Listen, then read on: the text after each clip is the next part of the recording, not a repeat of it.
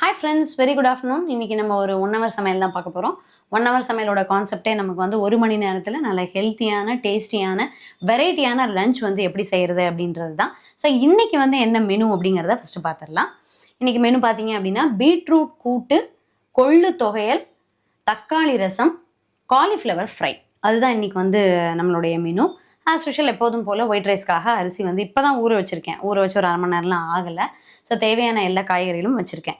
Rice இன்னும் ஊறணும் அப்படிங்கிறதுனால இது கொஞ்சம் இடையில வச்சுக்கலாம். ஸோ ஃபர்ஸ்ட் இப்போ நம்ம என்ன பண்ணிடலாம் அப்படின்னு பார்த்தீங்கன்னா, நறுக்க வேண்டிய விஷயங்கள் எல்லாத்தையுமே நறுக்கிடலாம். பீட்ரூட் நறுக்கணும், அதே மாதிரி நம்ம காலிஃப்ளவர் வந்து ஆஞ்சு வைக்கணும். பீட்ரூட்டை கடைசியாக நறுக்கிக்கலாம். ஏன்னா நம்ம எந்த இடத்துல நறுக்கிறோமோ அந்த மாதிரி நம்ம வந்து கட் பண்ணக்கூடிய இதில் நறுக்கணும்னா அது வந்து கலர் கொடுத்துரும். ஸோ அதனால் எப்போதுமே பீட்ரூட் சமைக்கும் போது அதை கடைசியாக நறுக்கிட்டோம் அப்படின்னா நமக்கு ஈஸியாக இருக்கும். டைம் பார்த்தீங்க அப்படின்னா கரெக்டாக வந்து 12:35. நம்ம வந்து 1:35 தான் நம்மளுடைய டைம், அதுக்குள்ளே முடிக்கணும். ஸோ ஃபஸ்ட்டு நம்ம வந்து தேவையான பொருட்களை நறுக்க ஆரம்பிச்சிடலாம். பிகினர்ஸுக்கு இந்த டிப்ஸ் வந்து யூஸ்ஃபுல்லாக இருக்கும். என்ன அப்படின்னா, நீங்கள் காலிஃப்ளவரை ஃப்ரை பண்ண போகிறீங்க அப்படின்னா, காலிஃப்ளவரை அப்படி கீழே திருப்பி பார்த்தா இந்த மாதிரி தனித்தனியாக பூவாக இருக்கும். ஒட்டா அப்படியே இல்லாமல், ஒட்டுக்கா இல்லாமல் அப்படி தனித்தனியாக இருக்கும். அந்த மாதிரி வாங்கிக்கிட்டோம் அப்படின்னா நமக்கு ஆயறதும் ஈஸி. ஸோ இந்த மாதிரி டக்கு டக்குன்னு அந்த குட்டி குட்டி பூவாக வந்து நம்ம என்ன பண்ணிடலாம் அப்படின்னா பிரித்து எடுத்துடலாம். ஃபுல்லாக பெரிய பெரியதாக பொரிச்சு எடுத்தோம் அப்படின்னா நல்லா இருக்காது. காலிஃப்ளவர் ஃப்ரை பண்ணும்போது எப்பொழுதும் சைஸ் வந்து சின்னதாக போட்டுக்கிட்டா தான் நமக்கு வந்து டேஸ்ட் நல்லாயிருக்கும். அதே மாதிரி இப்படி பிரித்து பார்க்குறதுக்கும் நமக்கு ஈஸியாக இருக்கும். அப்படியா இந்த மாதிரி பூ சைஸ் வாங்கிட்டோம் அப்படின்னா. ஸோ இப்போ நான் வந்து எனக்கு இன்றைக்கி வந்து காய்கறி நறுக்கிற வேலை கம்மி தான். அந்த மாதிரி தான் நான் இன்றைக்கி சூஸ் பண்ணியிருக்கேன். ஸோ இந்த ஓரளவுக்கு இந்த காலிஃப்ளவரை வந்து ரெடி பண்ணிவிட்டு நம்ம மஞ்சப்பொடி உப்பு தண்ணியில் போடும்பொழுது கொள்ளு தொகையலுக்கு நம்ம ரெடி பண்ணிக்கலாம். ஏன்னா அதை வறுத்து அரைக்கிறது தான். ஸோ இதை முதல்ல ரெடி பண்ணிவிட்டு அதை வந்து கொள்ளு தொகையலுக்கு ஸ்டார்ட் பண்ணிக்கலாம். தண்ணி நல்லா எடுத்து ஒரு பாத்திரத்தில் மஞ்சப்பொடி உப்பு போட்டிருக்கேன். கொதிச்சதுக்கப்புறம் ஆஃப் பண்ணிட்டேன். ஆஃப் பண்ணதுக்கப்புறமா நம்ம நறுக்கி அதாவது உதுத்து வச்சுருக்கக்கூடிய ஆஞ்சு வச்சுருக்கக்கூடிய காலிஃப்ளவர். ஸோ காலிஃப்ளவரை எப்பயும் நறுக்கும்போது கொஞ்சம் பெயின் பார்க்குற மாதிரி பார்த்தா தான் உள்ள பூச்சிச்சு ஏதாவது இருக்கான்னு தெரியும். ஸோ இந்த மாதிரி மஞ்சப்பொடியும் உப்பும் போட்ட தண்ணியில் காலிஃப்ளவரை போட்டு நீங்கள் நிறைய நேரம்லாம் வச்சுருக்கக்கூடாது. ஒரு 1/2 நிமிஷம் வச்சு எடுத்துட்டோம் அப்படின்னா பர்ஃபெக்டாக நமக்கு வந்து ஃப்ரைக்கு கரெக்டாக இருக்கும். வேக விட்டுட்டோம் அப்படின்னா ஃப்ரை என்ன செஞ்சாலும் நமக்கு சொதன்னு தான் இருக்கும். அது நல்லாவே இருக்காது. ஸோ அதனால் இந்த மாதிரி ஒரு 1/2 நிமிஷத்தில் வந்து அதை எடுத்துடலாம். இங்கே என்ன பண்ணியிருக்கேன்னா கொள்ளுக்கு வந்து நான் இப்போ தான் வந்து ஒரு 4-5 பல்லு பூண்டை வந்து உரிச்சிட்டே இருக்கேன். இப்போ அதை உரிச்சதுக்கப்புறமா நம்ம எண்ணெயில் வந்து வதக்க ஆரம்பிச்சிடலாம். பீட்ரூட்டு கூட்டு வந்து இன்றைக்கி பருப்பு சேர்க்காத கூட்டு. அதனால் ஒரு பெரிய வெங்காயமும் ஒரு நல்ல பழுத்த நாட்டு தக்காளியும் நறுக்கி வச்சுருக்கேன். அந்த கொதிக்கிற தண்ணியில் போட்டு கரெக்டாக ஒரு 1/2 நிமிஷத்தில் எடுத்து வடித்து காலிஃப்ளவர் வந்து ரெடியாக எடுத்து வச்சாச்சு. இப்போ இங்கே ஒரு வானிலையில் பார்த்தீங்க அப்படின்னா ஒரு லைட்டாக ஒரு 1/2 டீஸ்பூன் அளவுக்கு மட்டும்தான் எண்ணெய் விட்டுருக்கேன். அதில் வந்து ஒரு பெரிய வரமிளகா, கொஞ்சம் சின்னது, ரொம்ப சின்னது. ஸோ அதை வந்து லைட்டாக போட்டு வறுத்துருவோம். அது கூட நான் எடுத்திருக்கேன் ஒரு 1/2 கப் அளவுக்கு தான் கொள்ளு எடுத்து வச்சுருக்கேன். அதையும் சேர்த்து நம்ம என்ன பண்ணிடலாம் அப்படின்னா நல்லா மணமாக ஆகிற வரைக்கும் வறுத்துக்கலாம். ஸோ நான் ஒரு கலரும் சேஞ்ச் ஆகும், உங்களுக்கு நல்ல வாசனையும் வர ஆரம்பிக்கும். அந்த ஸ்டேஜில் வந்து நம்ம எடுத்துருவோம். சிம்மில் வச்சே வந்து இதை எடுக்க ஆரம்பிச்சிடலாம். இது கூட வந்து நம்ம என்ன போட்டுக்கலாம் அப்படின்னா இந்த மாதிரிங்க கொஞ்சம் பூண்டு போட்டு வச்சுருக்கேன். அதையும் நம்ம வந்து சேர்த்து வறுத்துக்கலாம். பூண்டு வந்து கலர் மாறணுங்கிற அவசியம்லாம் இல்லை. கொஞ்சம் ஓரளவுக்கு அந்த பச்சைத்தன்மை போயிடும். அது கூட சேர்ந்து நம்ம வறுக்கும்போது நல்லா கோல்டனாக வறுபடட்டும் கொள்ளு. ஸோ இந்த சைடு சாப்பாட்டுக்கு தண்ணி வச்சாச்சு. ஏன்னா தேவையான அளவுக்கு அரிசி ஊறிடுச்சு. அதனால் அது கொதிக்கும்போது சாப்பாட்டுக்கு எப்பயும் போல் வச்சிடலாம். டைம் பார்த்தீங்க அப்படின்னா கரெக்டாக வந்து 12:55. இப்போ அடுத்து நம்ம சாப்பாடை வச்சுட்டு கொள்ளை வறுத்துட்ருக்கோம். பீட்ரூட்டுக்கு நறுக்க ஆரம்பிச்சிடலாம். ஸோ இப்போ ஃபைனலாக நான் வந்து பெருசாக ரசத்துக்கு மட்டும் தக்காளி ஒரு பக்கம் நறுக்கி வச்சுட்டு அடுத்து பீட்ரூட்டை வந்து நல்லா குட்டி குட்டி பீஸாக நறுக்க ஆரம்பிச்சிருவோம். ஸோ கொள்ளு கூட கொஞ்சம் புளியும் போட்டிருக்கேன். அப்போ தான் அந்த டேஸ்ட் வந்து நல்லாயிருக்கும். இப்போ அதை கூட கொஞ்சமாக தேங்காய் சேர்த்துக்கலாம். நான் பீட்ரூட்டுக்கும் தேவையான அளவுக்கு தேங்காய் வந்து கொஞ்சம் ஒரு விப்பரில் போட்டு எடுத்து வச்சுட்டேன். ஸோ இன்னும் இதே மாதிரியே இன்னும் ஒரு பங்கு தொகையலுக்கு இருந்தால் போதும். ஸோ கொள்ளு தொகையல், தேங்காய் தொகையல் இல்லை, அதனால் டேஸ்ட்டுக்கு கொஞ்சமாக போட்டுக்கலாம். பீட்ரூட்டு கூட்டுக்கு வந்து இது கூட கொஞ்சம் நம்ம லைட்டாக ஒரு 2 பல்லு பூண்டு, 1 டீஸ்பூன் அளவுக்கு சோம்பு அது நல்லா போட்டு மிக்ஸ் பண்ணி நல்லா பேஸ்ட்டாக வந்து அரைச்சி வச்சுருவோம். குக்கரில் ஒரு 2 teaspoon oil, normal refined oil விட்டு அதில் ஜீரகம் பொரிய விட்டுருக்கேன். இப்போ நம்ம நறுக்கி வச்சுருக்கக்கூடிய பெரிய வெங்காயம், கூட்டுக்காக நறுக்கி இருக்கக்கூடிய பெரிய வெங்காயத்தை சேர்த்து வதக்கிடுவோம். அது வதங்கும்போது ஒரு பாதி அளவு வதங்கினதுக்கப்புறமா தக்காளியை சேர்த்துக்கலாம். ஸோ இங்கே பீட்ரூட் வந்து நறுக்கி ரெடியாக எடுத்து வச்சாச்சு.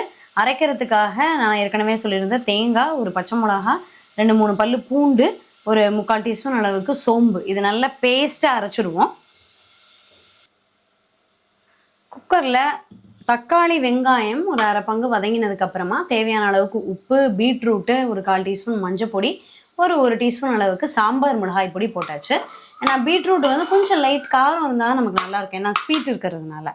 ஸோ இப்போ நான் என்ன பண்ணுறேன், அதில் அரைச்சி வச்சுருக்கக்கூடிய விழுது, தேங்காய், பச்சை மிளகா, அது கூட பூண்டு, அதுக்கப்புறம் சோம்பு, அந்த விழுதை வந்து இதில் ஆட் பண்ணிடலாம். ஆட் பண்ணிவிட்டு ஒரு 1/4 கப் அளவுக்கு தண்ணி விட்டு இதை வந்து வேக வச்சு எடுத்துருவோம்.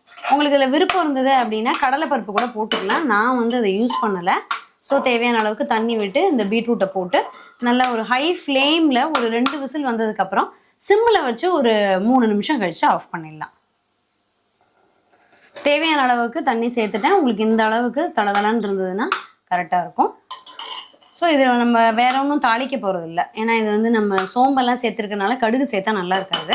அவ்வளோதான் தாளிதம். இதில் வேணால் நம்ம வந்து ஒரு கொத்து பச்சை கருவேப்பிலையை வந்து சேர்த்துக்கலாம். நல்லா வாசனையாக சூப்பராக கமகமன்னு இருக்கும். அப்படியே க்ளோஸ் பண்ணிடுவோம் குக்கரை. இப்போ நான் கொள்ளு வந்து வறுத்து வச்சுருந்தாலே எல்லாமே ஆறிடுச்சு. தேவையான அளவுக்கு உப்பு சேர்த்து, உங்களுக்கு ரொம்ப கெட்டியாக வேணும்னா கெட்டியாக அரைச்சிக்கலாம், இல்லை கொஞ்சம் தளர்வாக வேணும்னா கொஞ்சம் தண்ணி சேர்த்து அரைச்சிக்கலாம். தொகையெல்லாம் ரெடி பண்ணிடலாம். ஃப்ரெண்ட்ஸ், இப்போ வந்து நம்ம காலிஃப்ளவர் பொரிக்கிறதுக்கு தேவையான அளவுக்கு எண்ணெயை வந்து வாணலியில் வச்சிடலாம். அது பாட்டுக்கு அப்படியே சுட்டுட்டு இருக்கட்டும். நல்லா வந்து எண்ணெய் வந்து சூடு ஆகணும். கொஞ்சம் இடையில வந்து ஒரு மீடியம் ஹைன்னு மாற்றி மாற்றி பக்கத்தில் இருக்கிறதுனால இப்படி வேணாலும் வச்சுக்கலாம் நம்ம. ஸோ இப்போ வந்து என்ன பண்ணியிருக்கேன் அப்படின்னா, நீங்கள் வந்து நார்மல் கடலை மாவு அரிசி மாவு எடுக்கிறதுனா ரேஷியோ வந்து 2 பங்கு கடலை மாவு 1 பங்கு அரிசி மாவுன்னு எடுத்துக்கலாம். நான் என்ன பண்ணியிருக்கேன், ஃபஸ்ட்டு பஜ்ஜி மாவு எடுத்திருக்கேன். பஜ்ஜி மாவு கிட்டத்தட்ட வந்து ஒரு 3/4 கப் அளவுக்கு யூஸ் பண்ணியிருக்கேன். அதுக்கப்புறம் பார்த்தீங்கன்னா ஒரு 3 டீஸ்பூன் அளவுக்கு மைதா மாவு, 2 டீஸ்பூன் அளவுக்கு அரிசி மாவு. அந்த மைதா மாவு அரிசி மாவுக்கு தேவையான அளவுக்கு உப்பு. காலிஃப்ளவரில் நம்ம உப்பு ஆல்ரெடி போட்டிருக்கோம். வேணும்னா அதுக்கு தேவையான உப்பையும் மாவில் சேர்த்துக்கலாம். ஒரு 1.5 டீஸ்பூன் அளவுக்கு காஷ்மீரி சில்லி பவுடர். அப்புறம் வந்து காஞ்ச கசூரி மேத்தி இலை இருக்கு இல்லையா, நல்லா நொறுக்கி அது வந்து ஒரு 3/4 டீஸ்பூன் அளவுக்கு சேர்த்துருக்கேன். ஸோ இப்போ இந்த அளவுக்கு வந்து உங்களுக்கு மாவு இருக்கும். இதை நீங்கள் நல்ல திக்காக பஜ்ஜி மாவை விட கொஞ்சம் நல்லாவே திக்காக கரைச்சிட்டு அதுக்கப்புறமா நம்ம இதில் காலிஃப்ளவரை நல்லா கோட் பண்ணி பொரிச்சு எடுக்கணும். அப்போ தான் உங்களுக்கு வந்து டேஸ்ட்டு நல்லாயிருக்கும். முக்கி எடுத்து போட்டோம், நல்லா பஜ்ஜி மாவு அளவுக்கு முக்கி எடுத்து போட்டோம் அப்படின்னா டோப்பா மாதிரி கழண்டுரும். ஸோ அந்த மாதிரி போடாமல் இதை வந்து அப்படியே வச்சுக்கலாம். ஃப்ரெண்ட்ஸ், இப்போ வந்து காலிஃப்ளவரை நான் சொன்ன மாதிரி பஜ்ஜி மாவை விட திக்காக அந்த மாவை வந்து கரைச்சிட்டு அதுக்கப்புறம் காலிஃப்ளவரை போட்டு மிக்ஸ் பண்ணியாச்சு. மாவையும் ட்ரை மாவையும் காலிஃப்ளவரை ஒன்றா போட்டு மிக்ஸ் பண்ணோன்னா சரியாக மிக்ஸ் ஆகாது. ஸோ இப்போ வந்து எண்ணெய் காஞ்சிருச்சான்னு பார்க்கலாம். ஒன்று போட்டு, ஸோ எண்ணெய் காஞ்சிருச்சு. தேவையான அளவுக்கு காலிஃப்ளவர் போட்டு பொரிக்க ஆரம்பிச்சிடலாம். ஒரு ஈடு காலிஃப்ளவரை போட்டதுக்கப்புறமா ரசத்தை வந்து ரெடி பண்ணிடுவோம். தொப்புன்னு கீழே போட்டோம் அப்படின்னா நமக்கு வந்து மேலே எண்ணெய் அடிக்கும். ஸோ ஒரு ஓரமாக மெதுவாக போடணும். அதே மாதிரி பொரிச்சிட்டு இருக்கும்போது போடும்போது அந்த எண்ணெயும் கையில் தெளிக்கும். ரொம்ப ரொம்ப கேர்ஃபுல்லாக தான் பொரிக்கும் போது செய்யணும். ஸோ சமையல் கற்றுக்கிறவங்க ஃபஸ்ட்டு பொரிக்கும் போது கொஞ்சம் கேர்ஃபுல்லாக இருக்கணும். இப்போ அடுத்தது ரசத்துக்கு ரெடி பண்ண ஆரம்பிச்சிடலாம். ஸோ இங்கே வந்து கூட்டு வச்சுருந்தேன் இல்லையா, அதை எடுத்தாச்சு. ப்ரெஷர் போனதுக்கப்புறமா போயிடுச்சு. ஓப்பன் பண்ணி பார்த்துக்கலாம். இப்போ இந்த காலிஃப்ளவர் பொரிச்சு போடுறதுக்கு ஒரு வலைக்கூடை வந்து இந்த இடத்துல வச்சுருக்கேன். ஸோ ஒரு ஈடு காலிஃப்ளவர் வந்து நமக்கு ரெடி ஆகிடுச்சு.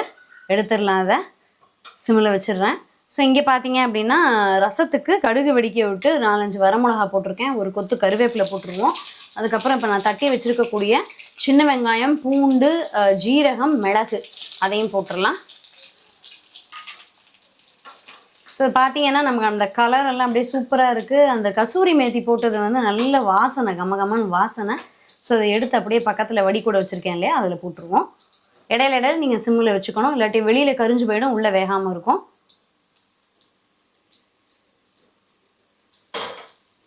அந்த சவுண்டே நமக்கு வந்து நல்லா கிறிஸ்பியாக இருக்கிறத காமிக்கிது. அடுத்த ஈடை போட்டுடலாம். ஸோ இது வந்து அப்படியே வதங்கிக்கிட்டே இருக்குது. இந்த ஸ்டேஜில் நம்ம ரசத்துக்காக நறுக்கி வச்சுருக்கக்கூடிய நாட்டு தக்காளி ஒரு 2-3 போட்டிருக்கேன். புளிப்பு இதே போரும், அதனால தான் நிறைய தக்காளி போட்டிருக்கேன். ஸோ அந்த பாட்டுக்கு அப்படியே வதங்கட்டும். ஃப்ரெண்ட்ஸ், நல்ல தக்காளி வதங்கினதுக்கப்புறமா தேவையான அளவுக்கு தண்ணி, மஞ்சள் பொடி, உப்பு, ரசப்பொடி எல்லாம் போட்டு நல்லா கலக்கி விட்டு நுரைச்சதுக்கப்புறமா இறக்கியாச்சு ரசத்தை. இப்போ இங்கே ரெண்டாவது வந்து நிறுத்தி எடுக்க போகிறேன் நான். ஸோ நல்லாவே ஃப்ரை ஆயிடுச்சு. ஆஃப் பண்ணி எடுக்கிற மட்டும்தான் வேலை. இங்கே வந்து கொள்ளு தொகையில வந்து எடுத்து மிக்சியில் போட்டு அரைச்சி ரெடியாக ஒரு கிண்ணத்தில் போட்டு வச்சாச்சு. பீட்ரூட் கூட்டும் இங்கே ரெடியாக இருக்குது. சாப்பாடும் ரெடி ஆயிடுச்சு. ஸோ ஃப்ரெண்ட்ஸ், இந்த காம்பினேஷன் ரொம்பவே சூப்பராக இருக்கும். நீங்களும் ட்ரை பண்ணி பாருங்கள். டைம் பார்த்தீங்க அப்படின்னா கரெக்டாக நமக்கு வந்து 140 ஒரு 5 மினிட்ஸ் வந்து எக்ஸ்ட்ரா இருக்குது. எப்போதுமே பேசிக்கிட்டே செய்யும்பொழுது நமக்கு ஒரு 5-10 நிமிஷம் கூட தான் ஆகும். அதை பற்றி பிரச்சனை இல்லை. நீங்கள் வந்து பேசாமல் இந்த வேலை மட்டும் செய்யும்பொழுது உங்களுக்கு ஈஸியாக முடிஞ்சிடும். ட்ரை பண்ணி பார்த்துட்டு இந்த மெனு எப்படி இருந்ததுன்னு சொல்லுங்கள். இன்னும் ஒரு நல்ல அருமையான வீடியோவில் சந்திக்கலாம். தேங்க்யூ.